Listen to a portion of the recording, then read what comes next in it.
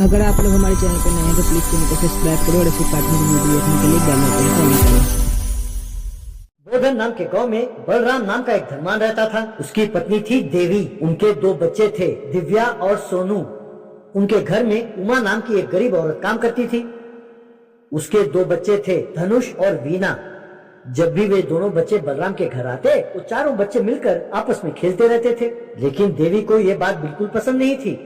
इसीलिए देवी अपनी सहेलियां पूनम और जया के साथ मिलकर उमा और उसके बच्चों का हमेशा अपमान करती रहती थी। एक दिन दिव्या ने वीना और उसके भाई को अपना बेडरूम दिखाया। बेडरूम देखकर दोनों ने दिव्या की खूब प्रशंसा की। उस 3 टायर बेड को देखकर बहुत खुश हुए। घर जाकर धनुष ने अपने पिताजी शिवा को कहा कि हमें भी वैसा ही बेड चाहिए। तब शिवा, देखो बेटे, हम धनवान नहीं हैं, लेकिन मैं बांस का वैसे ही बेड बनाकर दूंगा तुम दोनों के लिए। बस बार बार ना मांगना, ठीक है? ऐसा कहा। अगले दिन काम पूरा करके उमा घर लौटने लगी। तब देवी अपने सहेलियों के साथ ताश खेल रही थी। तब बलराम उमा से, उमा, हमें देखकर तुम्हें क्या लगता है? तब उमा, साहब आप क्या कह रहे हैं? मेरी समझ में कुछ नहीं आता। और वैसे भी दिन भर 4 घरों में बर्तन मांजकर मेरा टाइम तो वैसे ही निकल जाता है साहब। अब दूसरों के बारे में सोचने के लिए मेरे पास टाइम नहीं है साहब। तब बलराम, क्या बात कर रहे हो उमा? ताश खेलना कोई आसान काम नहीं है। तब जया, हाँ, बस ये लोग ऐसे ही होते हैं। ये लोग नहीं खेल पाते हैं ना, इसीलिए इन्हें जलन होती है। हमारी खुशी इनसे बर्दाश्त नहीं होती। हम जो इस्तेमाल करते हैं उन्हें भी वही चाहिए। क्यों री उमा, अगर हिम्मत है तो हमारे साथ ताश खेलो और जीत कर दिखाओ तो मानो, तब तुम जो भी कहोगी चलेगा। तब बलराम, बिल्कुल सही कहा जया जी, मैं भी यही सोच रहा था। आप सबको उमा के साथ ताश खेलना होगा और उसे हराकर उसके घमंड को तोड़ना होगा। देखो उमा, मैं 2 महीने तुम्हें तनख्वाह दूंगा। तुम अपने पति के पास जाकर ताश खेलना सीखो और फिर लौटो। अब तुम कुछ नहीं कहोगी, समझे? मैं शिवा से बात कर लूंगा। तब उमा ने ठीक है कहा और वहाँ से चली गई। जब उमा घर लौटी तो उसने देखा कि बच्चे ट्रिपलेट बैम्बू बंक बेड में खेल रहे थे। तब उन्होंने अपनी माँ से पिताजी के बनाए हुए बैम्बू बेड के बारे में बताया। ये देखकर उमा बहुत खुश हुई।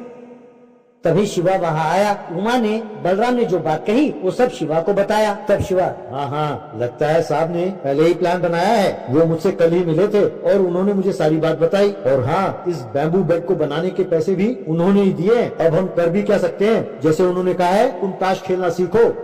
बाद में शिवा ने 1 महीने में अपनी पत्नी को ताश खेलना सिखाया। 1 महीना बीत गया। उमा बलराम के घर गई और कहने लगी कि वो शर्त के लिए तैयार है। ये सुनकर पूनम, क्यों नहीं माँ, इतनी अकड़? चलो देखते हैं। बलराम जी शर्त तो बताइए, अभी मुकाबला शुरू करते हैं। तब बलराम, ठीक है उमा, ये सब तैयार है। हमारा शर्त क्या है? तब जया, बलराम जी ठहरिए तो सही, आप उसे क्या पूछते हैं? शर्त मैं बताऊंगी। अगर हम जीत गए तो उसे हमारे घर 1 महीने के लिए काम करना होगा बस। और अगर वो जीत गई तो हम अपनी सारी संपत्ति उसके नाम लिख कर दे देंगे। तब बलराम, जया जी, कुछ ज्यादा नहीं हो गया? एक बात सोच लीजिए, अपनी पत्नी की तरफ से मैं सिर्फ 1 लाख रुपए का शर्त लगाता हूँ। तब पूनम, अब घबरा गए, पर मैं झुकूंगी नहीं। हमें कॉन्फिडेंस है कि हम जीत जाएंगे। हमारा शर्त वही है, हमारे साथ ताश का खेल और शेर के साथ कुश्ती, दोनों एक ही बात है। तब बलराम अंदर गया और एग्रीमेंट के कागज ले आया और उनमें सबका दस्तखत कराया। सब औरतें ताश खेलने लगी। उमा का पति शिवा और बलराम उन्हें देख रहे थे। तब शिवा बलराम से, साहब, बिना कारण आप कोई काम नहीं करते, ये मैं जानता हूँ। कम से कम अब तो बताइए क्या कारण है? तब बलराम, कुछ नहीं शिवा, ये जया और पूनम ने आकर मेरी पत्नी के कान भरे हैं और उसे बिगाड़ रही हैं। उन्हें सबक सिखाने के लिए ही मैंने उमा को मैदान में उतारा है। मैं जानता हूँ कि उमा बहुत समझदार है। देखते जाओ, इस मार से तुम्हारी किस्मत भी बदल जाएगी। इन दोनों के पति आएंगे और इन दोनों की खूब पिटाई होगी।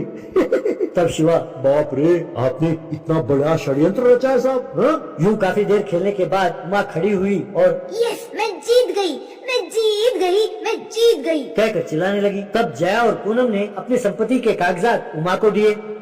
फिर अपने पतियों को जो हुआ सब बताया और उन्हें वहाँ बुला भेजा।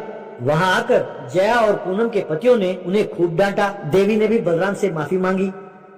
बाद में जया के दिए हुए पैसों के साथ उमा और उसके परिवार खुशी खुशी रहने लगे।